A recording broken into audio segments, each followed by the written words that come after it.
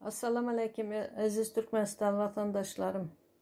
Türkmenistan halkına, prokurorlarına, oradaki en nimesiyen prezidente. Sen ne bu kanunları nime desen? Gültek, oğlumuz, neveremiz, Türkmenistan'ın bayrağını yukarı götür oturan beçeni ne öldürtüresen özünü mıhımelerine. Sen nere karı oturupsan?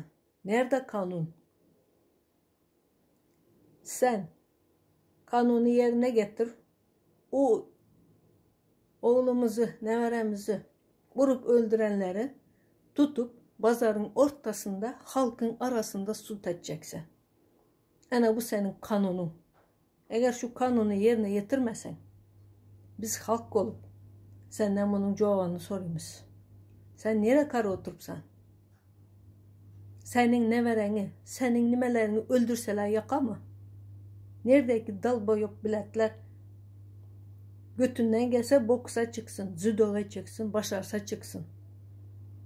Ne günah var beçe, doğru etti, hakkını tributu, hakkını kazandı. Hakkını kazandı deyip urup öldürmeli mi? Şu adamları tap, pazarın ortasında sut edeceksin. Prokurorların pazarın ortasına gelecek. İçeride sut mut yok. Открытый sut, открытый kanun bu olacak. Sen kanun değiştiresen, biz halkam kanun değiştiremiz.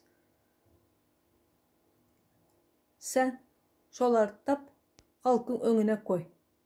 Eğer sen prezident olsan, ya onu başarım desen, ya zevlenin gümünü çek.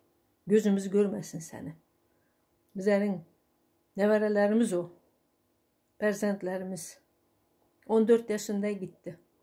Sen şunu düşünesen mi? Orada enata ne oldu?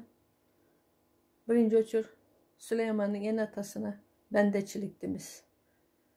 Ne yapalım? Bunların yapanların oğlumuzun kanı yerde kalmayacak. Nasip olsa sen de samolotu aç. Samolot koy Türkiye'ye. Bize varamız. Sen uzağa çek oturma hiç.